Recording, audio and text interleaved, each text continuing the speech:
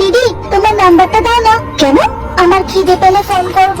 আজকে খেয়েছিস তো? হ্যাঁ দিদি। তোর কোনো প্রয়োজন হলে আমার ফোন করিস। ঠিক আছে, থ্যাঙ্কস দিদি। চল যা যা, এই যে নাম্বার। আরে সুপার, একেই বলে নেক্সট জেনারেশন কিডস। নাম্বারটা দে। 1000 টাকা দিলে দেবো। আরে একটু আগে তো 100 টাকা দিলাম। তুমি তো বললে রেসপেক্ট চাই নাকি টাকা চাই। দেবো এখনো। আর টাকার কথা বলিস না ভাই, এখানে 2000 টাকা চেয়ে বসবে। চললাম।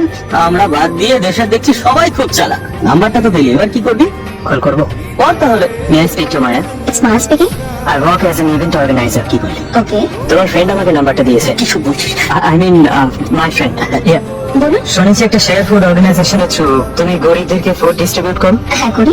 নরমালি একদিনে কতজনের খাবার দিতে হয়? শেয়ার এমন কিছু না, আসলে কারোর কাছে খাবার বেঁচে গেলে সেগুলো কালেক্ট করে খাবার। ইভেন্ট হয়ে যাওয়ার পরে আমাদের কাছে প্রায় 100 লোকের খাবার মতো খাবার বেঁচে যায়। আপনি যদি চান সেই খাবারগুলো আপনি কালেক্ট করতে পারেন। আসলে আমাদের 6:30 PM পর্যন্ত